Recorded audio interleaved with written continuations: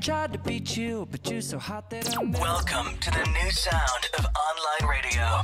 Welcome to the sound of Universal Broadcasting Network. 'Cause you make me feel like I've been locked out of heaven. A mix of today's hits and hard-to-find favorites, combined with the most entertaining and intriguing talk anywhere. This is your sound. This is the sound of Universal Broadcasting Network at UBNradio.com. Eyeliner for you. I don't always wear eyeliner. It's the image. It's the imagery. Hi, everybody. I'm Dorothy Lucey. This is Anna Garcia, who insists that when we show up in public, I wear eyeliner. It's radio, but wait, we're actually being seen. Someone might see us. This podcast, Okay. which you'll be able to download. You're so excited about that. I'm dying all download day. her on iTunes. I've been saying you can download this on iTunes. Do you know how exciting it is to finally say something like that? Do we wear these? What do you think? Do we need headsets? What do you think? What does the engineer say? Oh, okay. Oh, so, right, there's a chat room. Okay, you need to explain all of this to me because this is so new to me. It's radio, on internet, without limits. Okay, that's your little slogan thing? Okay. You think headsets? Headsets? Yes, I like headsets. Okay. It's very radio-like, you know. And am I supposed to be looking into this camera like I used to see? I used to do television. You'd think I would know this. All right. As I mentioned, my name is Dorothy Lucey. I have been a board member. That sounds boring already, right? I'll keep this part short. Sounds fancy, though. Does it fancy? Yes. Okay. Am I sitting up straight The enough? doctor's impressed. That's all I can say. He knows me. He's not impressed with me. I've been a board member at a charity called Mending Kids for about 6 years, and I realized I just said this to you today, like Menudo. I think I'm aging out. They're gonna kick me out of the board soon. Do you know how many people don't know what Menudo or who Menudo? I think you can only be on the board for 6 years. Anyway, this is a charity that is so close to my heart that basically I burst out in tears every time I talk about it. And we were asked by that sweet Tony Sweet if we wanted to do a little radio show and talk about Mending Kids. And I said yes, and I dragged my friend Anna Garcia because I dragged her to Cambodia for this charity so I can basically make her do anything. I am a volunteer. Dorothy is on the board. I am a I volunteer. can tell you what to do. You can boss me around. And I love the work that Mending Kids does. So I'm so happy to be here to talk about that and how it affects parents and children and healthcare. Are you going to cry too? I already was crying on the airplane coming over here from Las Vegas. I cut my vacation Were you drunk? short. No. Okay. No, but I cut it short to be here because I thought this was really important. No, I picked you up from the plane. That's why we're late. She's in Vegas, and now she's going to do this charity thing. And you went to Vegas with your dog. I did. We took the dog. It was my boyfriend's mother's 80th birthday party. So, like, who goes to Vegas with their boyfriend's mother and their dog? Because this is the kind of family that we are. Okay. This is how we roll. But for me, I think that the fun part about doing this, Dorothy, and why I'm so happy to be here is because Dorothy and I have this phrase that we love to use, fun-lanthropy. Is that a phrase or a word? It could be both. It's a lifestyle, actually. And I just believe so firmly that when you talk about this great idea of always doing good everywhere you go, which is really what Mending Kids does, everywhere Mending Kids goes. Which is, 60 countries now and the United States. That you can fit this into your life and your lifestyle. Funlanthropy. Well, and you said something today on Twitter, and there's never that much... that I say on Twitter well, that's of any value? That anyone says on Twitter that is profound, but it was actually very profound because you said today there was horror around the world, and you felt a little better doing a little good. I chose today to do good, talk about good, and give back when there is so much pain here in the United States and around the world. It is a day of a lot of pain. And I think if we focus on doing good, it helps to heal just a little bit. And we always talk about self-help. To me, the only way you really help yourself is to help someone else. I agree. I mean, I enjoy meditation, but I think a lot of self-help is crap. I think unless you are helping someone else, that helps your heart. It helps to heal, I think. Yeah. It really does. And sometimes you can't figure out how to help yourself, but you can see so clearly how to help someone else, sometimes in the easiest, simplest way, whether it's just a kindness or a thank you or however you choose to So you could thank me for picking you up from the airport. You were 40 minutes late. Hey, I think we have tape.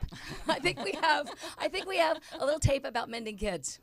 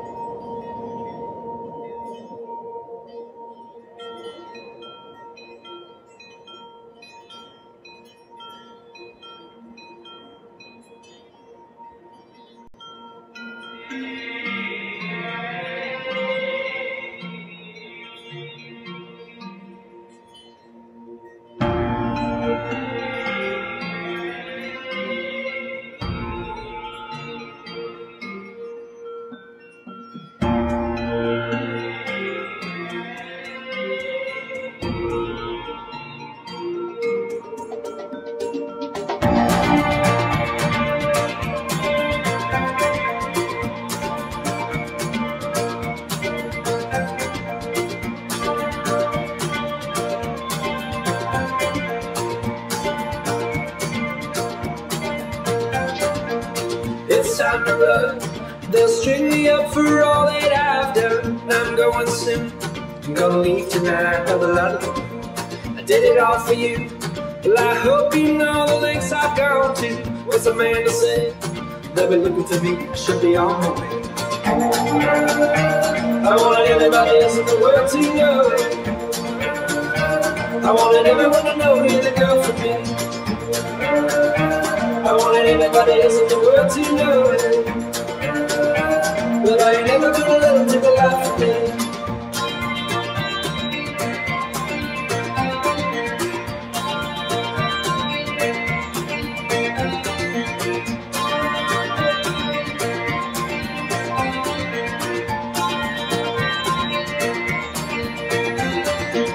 I have no regrets. I will not ask for your forgiveness, nor your defense. Run away with me, it'll all make sense. I did it all for you. Don't burn me after all I've gone through. No time to rest. I'm gonna find me a life better way out west. I wanted everybody else in the world to know it. I wanted everyone to know you're the girl for me. I wanted everybody else in the world to know it. But I ain't never.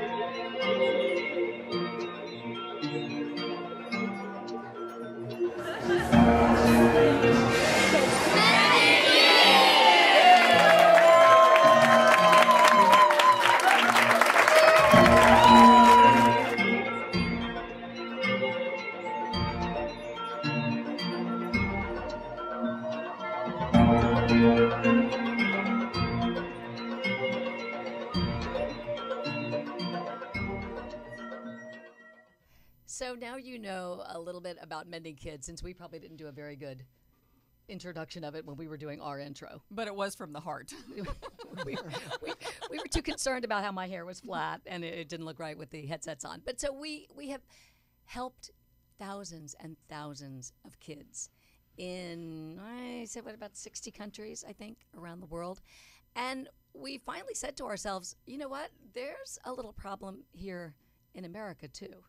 Yeah, and that does happen a lot. When you do work overseas, there are lots of people who say, well, there's a huge need right here. And there is. And a lot of the volunteerism that you and I do has primarily been in the area. This is why I love the hometown mission, and the concept is to help the children here.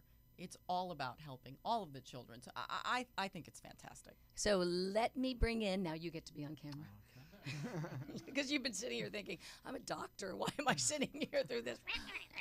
A doctor who doesn't do selfies, by the way, but we're changing that. Well, we tried to take one, and you said your teenage daughters would admonish you for that. Right, they make fun of me. They know I don't know how to do it right. So this is Dr. Andrew Freedman from Cedars. He is a pediatric urologist, and you are really the reason we have a hometown mission. Well, I've been very fortunate. I've had a relationship with Mending Kids International for several years No, now. we have been fortunate because Oh. you've saved many kids for us. Well, it's as you sort of allude to, it's very much a two-way street. And in fact, when we set up the hometown mission, we really had several goals in mind. Of course, taking care of the children was one, filling gaps in our system is another. But one of the reasons that I was so attracted to it is I wanted to provide the people I work with, the colleagues, as well as the staff, a lot of the nurses, an opportunity to participate in global medical volunteerism that they may not be able to do on a regular basis. It's hard for people to take a week off work and go to Guatemala or go to Nicaragua or go to Vietnam and work with them. I'm very fortunate. I have a program with a sister organization of yours where I go to Guatemala every year, but not everybody can do that. We want to give people an opportunity for a weekend to see what that experience is like and to give back and to participate. and really for the physicians to recharge our batteries. You don't understand. We get as much, if not more, out of this than we think we're giving to the children. Because and it's not just another surgery. it's not just another surgery, and it's pure. It's back to why we became physicians and nurses in the first place. And it doesn't have all the overlays of the insurance company and the regulations and everything else. We can provide them what they need when they need it at the highest quality and without all these intermediaries. And this is what is so exciting for us. And it's So it's the exciting second time we've done it. Mm-hmm. And it was just Saturday. Correct. We did 17 kids. We, as in Yes, yes. But You were actu- there taking pictures, although I'm sure, and actually- giving I out was tweeting. lollipops. I was tweeting. Although that's actually the third arm of this is there's Mending Kids has so many wonderful volunteers, and they serve as great host families, and they I know they get a lot of it. But this was a chance to get more of our local supporters personally involved, where they actually have to lay hands and see the children and see what their volunteer work is doing and see what their contribution is really creating.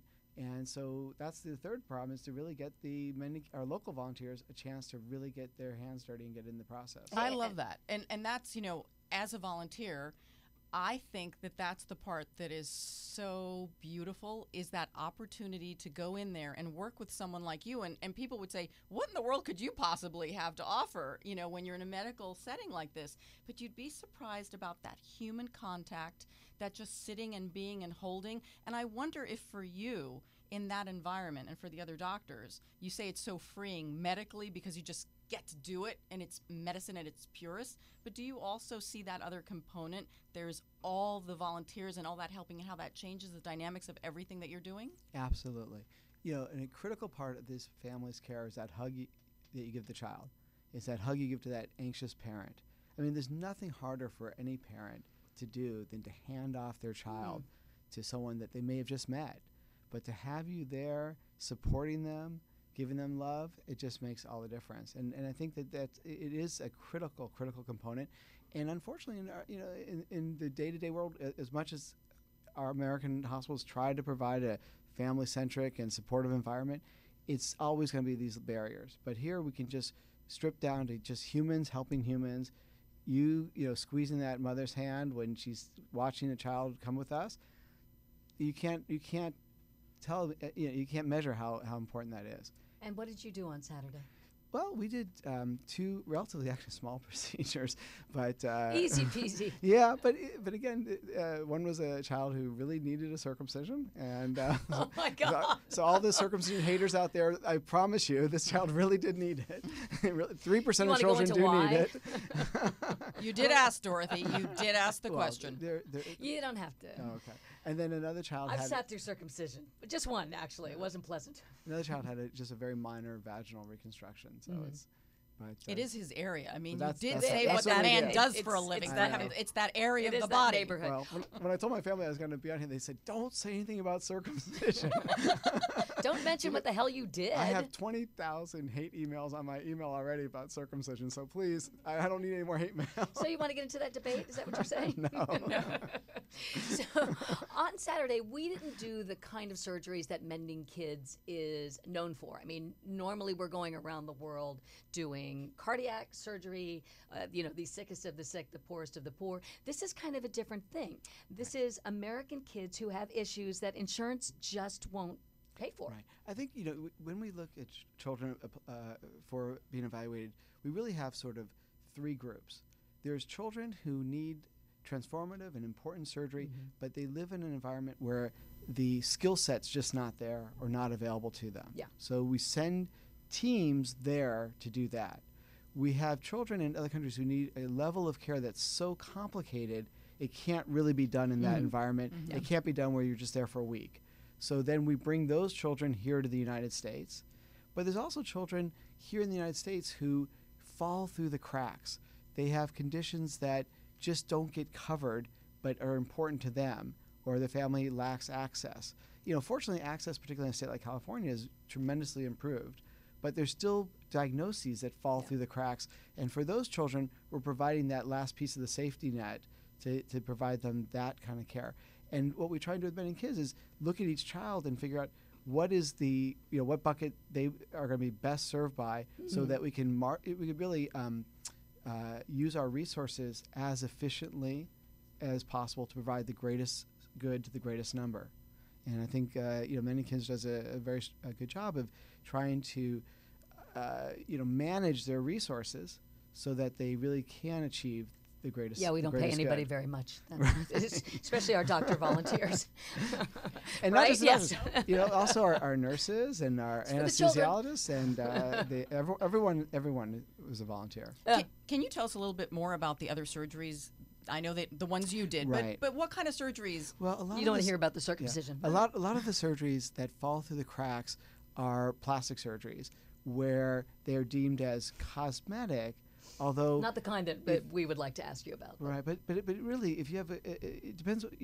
What may seem cosmetic on paper, if you have a big lump sticking off your ear, that's not cosmetic to you. Yeah, and these are kids really who are bullied and humiliated. Right. Or if you've had burns and you've had scars from burns, or you've had some of the other children who had complex hand deformities, and so we've had a number of children really where. Lumps and bumps where, yes, you could live with it, but you really don't want to be that child, living with that big lump sticking out of you. But sometimes, yet, surprisingly, these fall through the cracks. Yeah, I mean, we call it lumps and bumps, but it's not when it's your lump and bump. life-saving, but it's life-changing. It's life-changing to these kids, and particularly for children, and especially as they go through adolescence, their sense of their body image is so important. And especially a number of children have facial issues, things on their face or head or neck, and absolutely, I mean, and there's no question that it's absolutely important work, even if it just doesn't, the code that you put next to it when they're trying to get this through Medicaid doesn't cover it. This isn't about codes. This is not about helping codes. Children. It's about children whose family is saying, this is impacting his life. This is really important.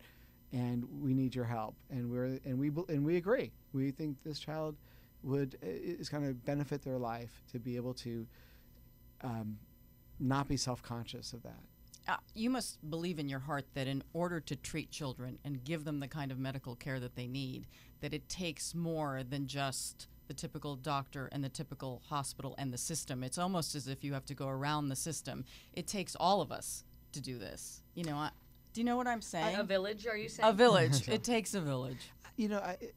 It's a great privilege to take care of anyone. I mean, we as physicians recognize we have a great privilege. It's not that many jobs where people come into your office and let you touch them and let you examine them, unless you ask them intimate questions. And you can imagine the questions urologists have to ask. So we recognize it's a great privilege.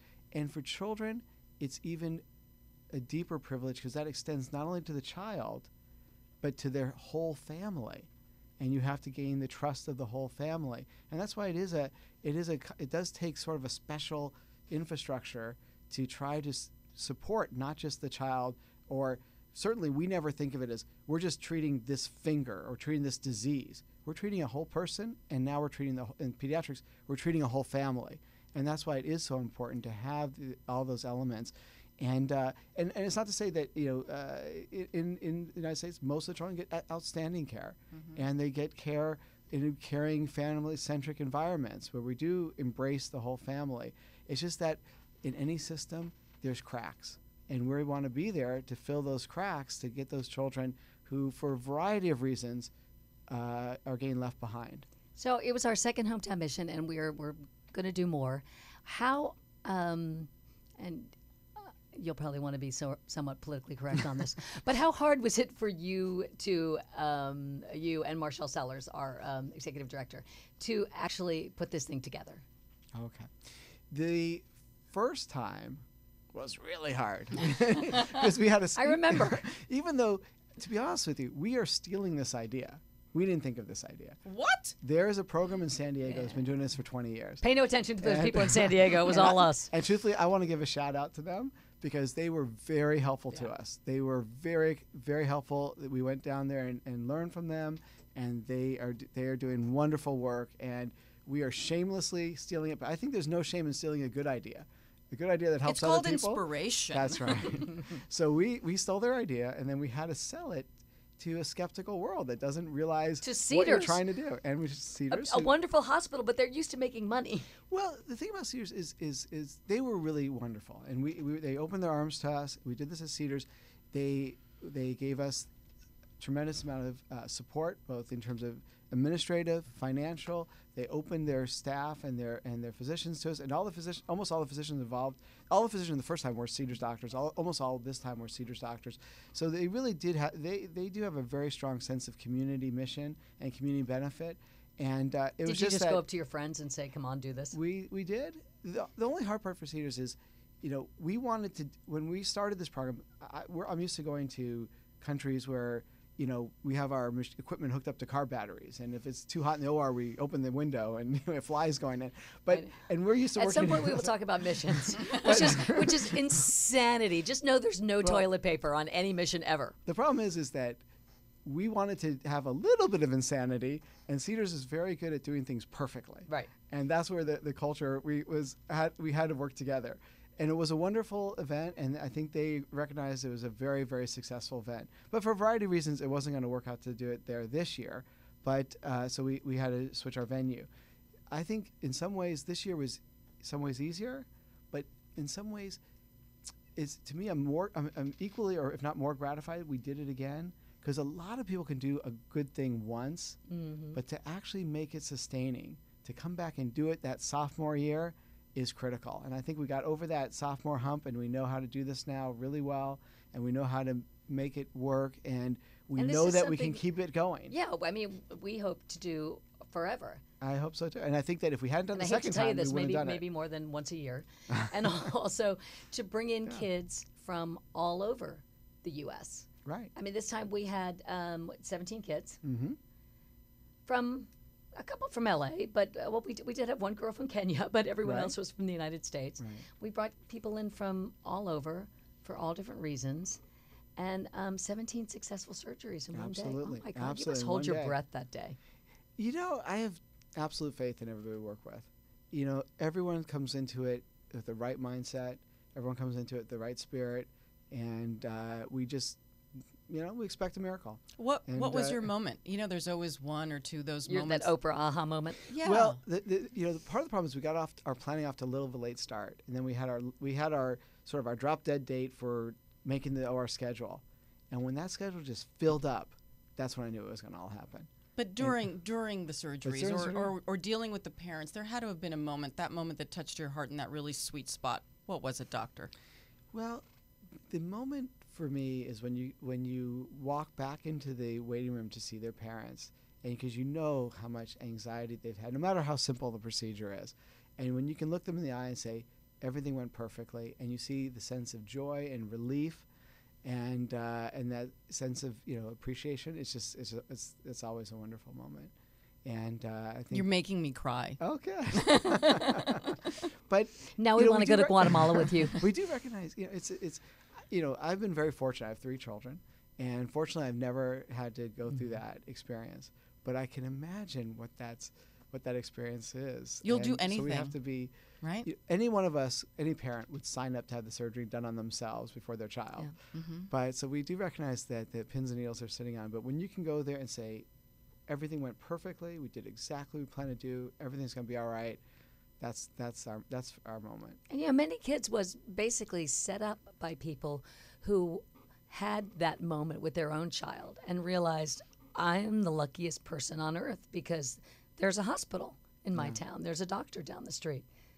I mean, when we go around the world, you've seen some of it. I mean, we were in Panama in the jungle with people who had never ever seen a doctor before, Right. and then you realize here, some people can't get to the doctor here either. Yeah, and even in developed or developing countries, there's a lot of goodwill. There's people who really want to do the best they can. The skill set just doesn't exist, and there's not enough to really support somebody going out overseas, getting the training, and coming back to their country. And there's just not the infrastructure to support that. So even countries that are trying very, very hard, it's just hard to have enough infrastructure to support that. And this is where groups not only from the U.S., there's groups from Europe and South America who travel all over the world, providing that specialty of expertise where you can have 2 weeks a year and really take care of everything that needs to be taken care of for the country, but you can't support someone to be there all year round. And so there is a tremendous role for this, and it's not at all a sense of, we're looking down at that country, or we're looking down at those people. We're not at all. We just recognize that the infrastructure is not going to be there to provide a sustaining effort in some of these very, very specialized care. So the most efficient way to really provide that care is to have people come in and just help you, like parachute in and make it happen. And then something else Mending Kids does, and we can talk about this another time, but we also train the doctors who are there. Right. So hopefully it does sustain. Okay, I think your ride's here. I think they're saying you have to go. Okay. Does he have to actually go operate on someone? Okay. Well, I want to thank you so much for doing this, and the more that we can get the word out, so that we can generate more patients for next year. As I said, I think we're all very committed to continuing this, and we would like to see a steady roster. We want to make this aware not only to families that may be listening, or people who have family members that may be listening. Yeah, and we're going to talk about that too, how people can. If there's pediatricians who are out there, we want you to know that's this here, and those patients that may fall through the cracks, and we want to be there to help them. Okay. So I want to thank you very much. Thank Like- you. Thank you. Wow, our studio audience is going crazy. And I'm going to drink water because I'm totally losing my voice because obviously I haven't done this whole radio TV thing for a while. And we're going to hear from a doctor that you talked into doing this, I believe. Dr. Kolber?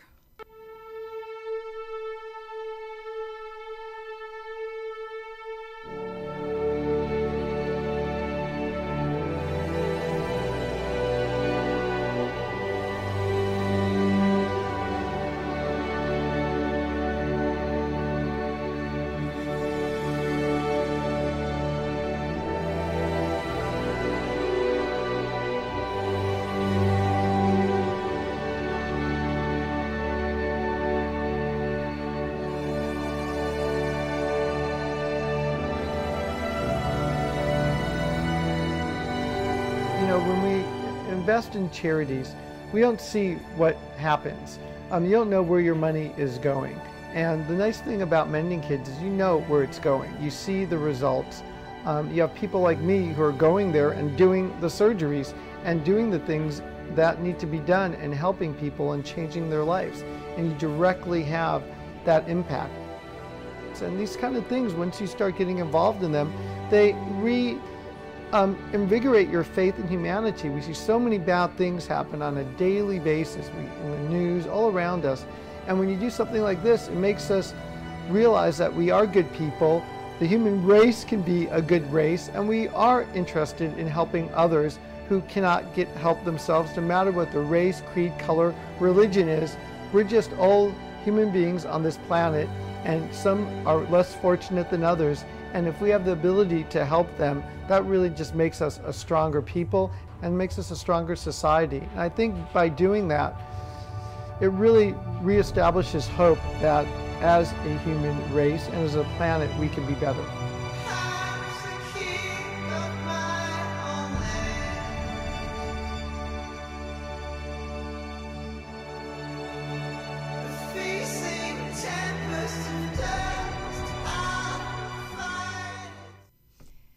So that was Dr. Kolber. Have you met him? No, but I want to now. I have kind of a crush on this guy. You have a crush on everyone, Dorothy. and Every doctor that walks in here. I actually love Kolber's wife, too. But is that how you like? Dr. Kolber, she's cute, too. Right. Dr. Kolber is just such an amazing surgeon. And actually, he's going to Mozambique in a couple of weeks with many kids. Now, when he goes to Mozambique, 10 million kids in Mozambique, one pediatric surgeon. It's impossible. You can't. 10 million kids. It's impossible. And one plastic surgeon, and he's there. This will be his second trip. He's been training the plastic surgeon. The kids there, burns are such an issue because so many of the parents are gone because of AIDS. So no one is watching the kids. The kids are bringing up the kids. And it's just the way they cook there with these big boiling pots. These cauldrons. You can imagine these kids and the burns and the pictures that I don't think we'll show you. Anyway, so that's why he goes to Mozambique. He's an amazing plastic surgeon at Cedars, and he also did surgery on a little boy at our hometown mission who's over there, who I don't think wants to be on TV, but his dad is going to talk about it. And Christina Farud, who is our director of social services at Mending Kids, somebody I've spent a lot of time with. Yes, thank you, Dorothy. Thank you. We're very excited to be here. And don't be nervous, because I know you are. Not anymore. I'm fine now. Oh, good. That didn't take long. She says to me, like, I have to talk? I'm like, you're the chattiest person I've ever known. I think you'll be okay. Well, thank you, everyone. Thank you, Dorothy. Thank you, Anna, for being here. We're really excited to say that on Saturday we were able to help 17 children. And we are here with one of the parents or one of the kids. They are originally from India, and they currently live in North Carolina.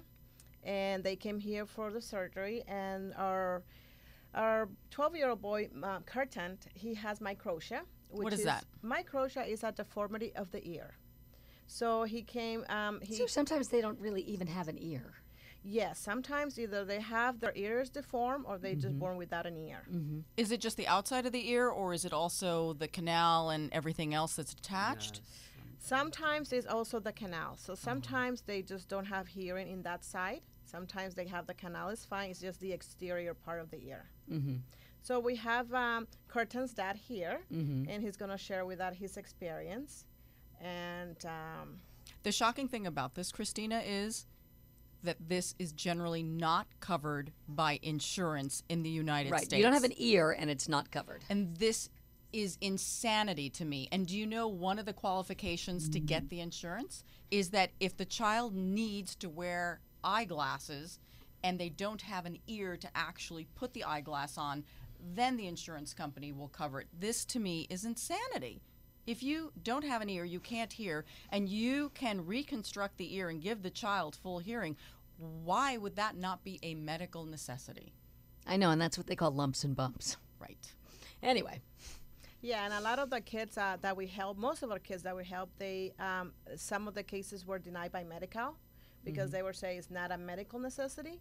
But the surgery was necessary just to help the kids with bullying. I mean, we're having, as a country, we're having issues with other kids bullying other kids. And here you have visible moles or bumps or things like that that makes the child feel uncomfortable. No ear. Yeah, or no ears. And of course, you know, at that age, kids, you know, they look at each other and they criticize each other, and they're really mean at that age. So just providing the surgeries to children, that it will help them with their self-esteem. We changed their life. And some of these surgeries maybe last like half hour in the OR, an hour in the OR, but it's a lifetime changes for a child. Yeah. And then finding the surgeon, obviously, that can do that, because that is highly specialized. And that will volunteer. Yes. Yes, it is. So that's why we, Curtin came here, because we have Dr. Reines. He specialized in that, and he did a great job, and he had helped us with some other kids. So we were very excited that he was part of our hometown mission. And you waited a long time for this, huh? Or he waited a long time for this. Yeah, he's waiting long time, and my son get the problem by born, and we came from the India, and we check most of doctor in India, but they are not able to do this kind of surgery. So then somebody gave me go to the United States, and here is so many experienced doctor. And so you really moved your entire family here for this surgery? Yeah. Because parents will do anything to help their child.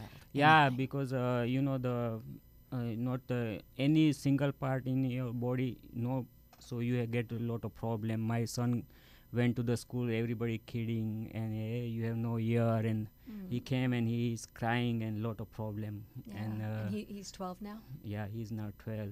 But we came here, and one hospital, and they do the surgery, but it's not going through, and it didn't come out quite right. Yeah. Oh, okay. So then we staying in the Ronald McDonald house, and that time Mending Kids help some other kids, and we see that time the Christina sees here, and so is that how you found out about they saw you. Is that really? Yeah. So on Univision, the interview and that my you did? wife talked with the Ronald McDonald House. At Ronald McDonald. Yeah, Ronald. My wife talked with Christina and tell Christina, you can help us, and then Christina say, okay, we have the mission, the hometown mission. That time I call back you, and Then she called us and get the appointment with Dr. Rainis.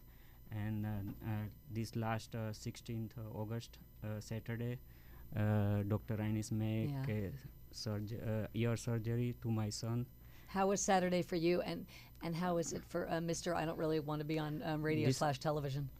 Yeah. Oh, yeah, but he's videotaping the entire thing on his iPhone. He doesn't really want to be a part of it, but I see you right there. You're so damn cute. I don't know why you don't want to be on. I know why you don't want to be on, because you're 12. I understand. He doesn't. No, he just doesn't want to be seen with us, Dorothy. That too. Neither do our boys. So what was Saturday like? So Saturday is we are in the morning we are scared is what kind of surgery and it can, but Dr. Rainis do good job, and all the social worker and Mending kids, all the director and chairman, everybody is over there, and they are helping, and they say, don't worry, everything going fine, and then it's going good. And then there were a couple of celebrities there from Big Time Rush, which I don't think this one cared about. But your daughter apparently was, she knew who they were, and she was happy to see them. And actually, Kelli Goss, who used to be on Big Time Rush and is now on The Young and the Restless, who was there. She's the cute blonde. Yeah. Your daughter will know. She's calling in a little bit because she was there hanging out with the kids. I think she was hanging out with your son. Yeah. I think in the inside the surgery unit, they meet my son. Yeah. So at what point did you know on Saturday that this was going to be okay? Like, at what point did you finally breathe? No, I think I tell everybody in your this radio air, please helping to Mending kids. So all just like my son and other kids get the good life. So I appeal everybody, please donate to Mending kids, so everybody get the good life. I think the God made up kids. The Mending kids make a kids. You're very emotional. We can see that in your eyes. We can see that. Yeah. It's a blessing, isn't it? Yeah. And I love that people now just come up to you everywhere and say, I have a kid who needs surgery. Yes, Can you it's help amazing me? the calls that I get from all over the place, and then just emails. So it's just amazing to be able, I'm so blessed to be able to have this job and help so many kids, so many families. Because we're not only changing the life of the child, but we're changing the parents and a village. Because when they go back home, they go to remote areas like Christmas Island. So they know that there's people out there that are willing to help. They still have that hope. You know, even if they live in Christmas Island or That's Ethiopia. probably the most remote place that we the go. I mean, remote we've place, gone yes. to Afghanistan, we've gone to any Absolutely. country you can mention, but Christmas Exactly. Island has got to be the most remote. Exactly. And Chris- then I just want to take this opportunity to thank the Specialty Surgical Center in Beverly Hills. They were amazing. They help us out to put this together, and the amazing surgeons that volunteered their time, their nurses, anesthesiologists, everybody. It was an amazing day Saturday. And so how did most of the kids hear about it? I know you did one interview that they absolutely made you do on Univision. But there was a huge response from that. Absolutely. After I did that Univision interview like 2 weeks ago, we generated over 70 calls. And from those calls, we got 8 patients that were part of the hometown mission. And we still have some other patients on our waiting list that we were not able to accommodate during this hometown mission. So we're hoping to do another hometown mission. We're hoping to do another hometown mission soon to accommodate those kids and any other kid that would like to apply. So Okay, if I know any- you're making a very important point, but what? I know you guys are trying to tell us something. What was- Yes. well, She I- got the plug in. She was great. Yeah, so it was awesome. So yeah, so anybody who's interested in if you have any kids under 18 that are in need of surgery, outpatient surgeries, let us know at Mending Kids. You can email me at Christina@mendingkids.org. Okay, you're a brave woman to give your email. Or you can call that 818-843-6363. You want to do the plug for donations too while you're on a roll here? And Because probably you're asking yourself, how do we they get pay to for do all this? this? Well, we get donation from private donors, so we're always in need of donation to continue with our program. And even though the surgeons donated their time, volunteered their time, and everybody there on Saturday, we still have to pay for medical supplies, and we still have expenses related to the surgeries, and we have to help some kids with transportation to get here. We have to pay for that. Some other local children that they didn't have transportation, we had to help them transport them to the date of the surgery, before the surgery, post-op appointment. So your job it's is a lot of complicated. work. You like do everything. something. We have to interrupt this because we've got Kelli on the phone. Kelli Goss. Hello, hi. Kelli, you're just the cutest person that ever lived, I think. So I hope we're showing a photo of you right now. Thank you. So I'm sorry I didn't get to see you on Saturday. I got there later in the day, but can you just tell us what the day was like for you? It was kind of surreal. I mean, not only was it was fun, I got to meet up with some of the people from my show and get to go, and so it already started out good. And then you guys had like a little reunion, right? Like the Big Time Rush people hadn't been together since it was Big Time weird. Rush. We were sitting there. We spent so much time together that it's just normal when we get back together, and it was so odd. We were like, I don't think I've seen you in a year, and I haven't seen you in this long, and it was that was a fun part, selfishly, that we got to go and see each other for that. But the rest of it was also kind of surreal that we were like, this is part of our job that we get to come here and do this, and to see these kids going through all of this and the things they were talking about and how everything they'd gone through to get there, and then we just get to be there to like say hey and have them smile when they're first waking up. It was a really cool experience, very humbling. Isn't it? It's so much more than just a photo op. It's really about taking the time, right? And celebrities are always being asked to volunteer and to go here and do there. I mean, the need is so great everywhere. For you, how did this compare with all the other things that you do? I think this was not at all like made into a big like media thing. We were there, and we were honestly standing in the room where they would take the kids after the surgery, and honestly there were some of them still sitting there like kind of waking up, not really there yet, kind of in their own zone. And so it was like, this is not something put together for a photo or anything. It was like they really had just woken up from this surgery, and that was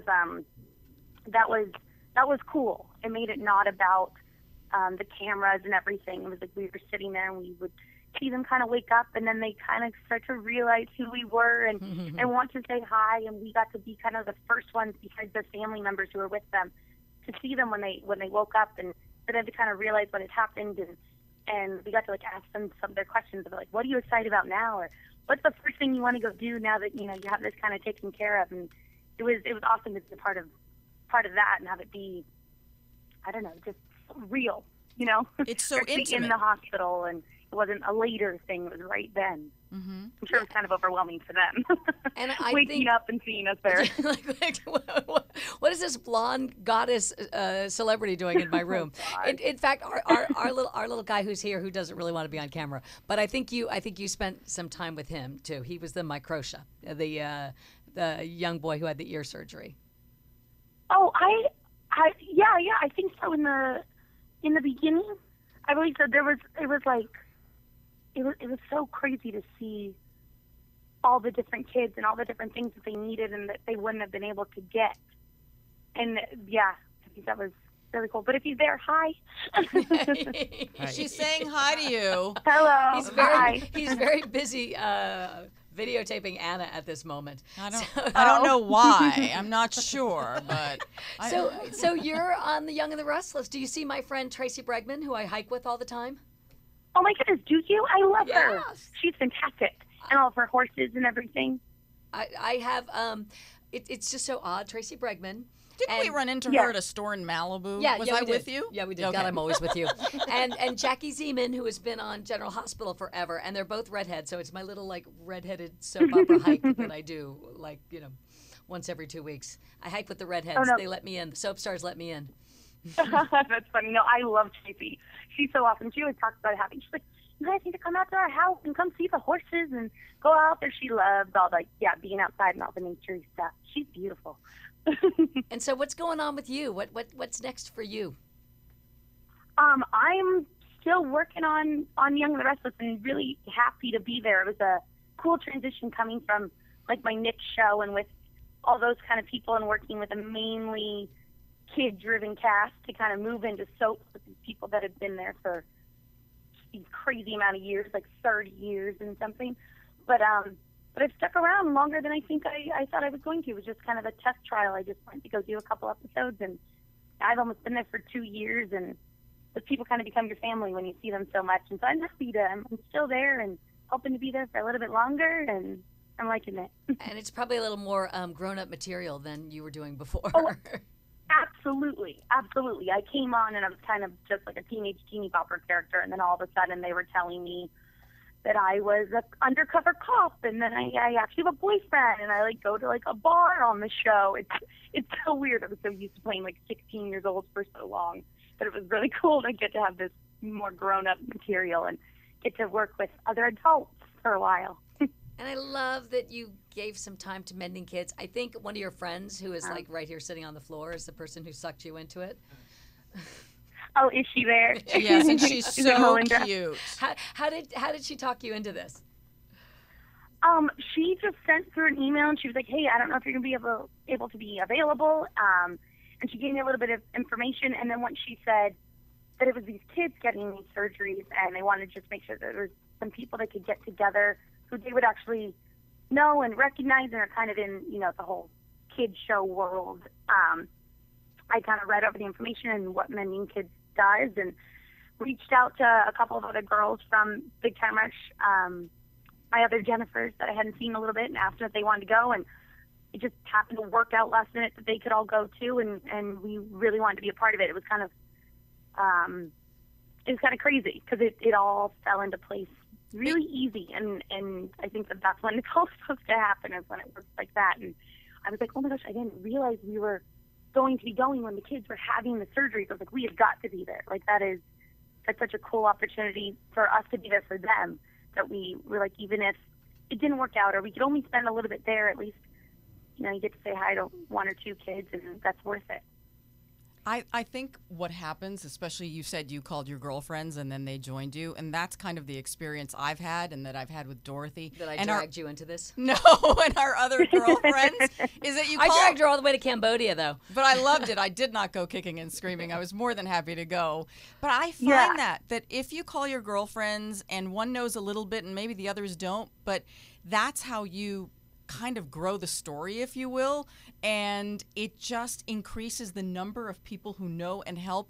And I find it that when you do it with a girlfriend, it somehow makes it easier and more fun, and all of a sudden they tell their girlfriend and they tell their girlfriend. It's such a cool way. And so on and so on. Absolutely. And then also, when I was trying to tell them about it and relay the message, it made me have to go look into it more and want to understand it more and know exactly what was going on to be able to tell them.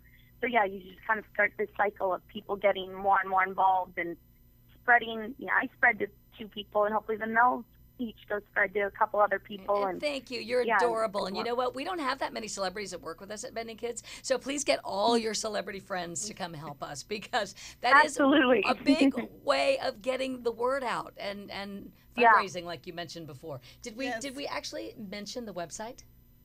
Yes, we did, but not the website. Okay, mendingkids.org. Pretty simple, mendingkids.org.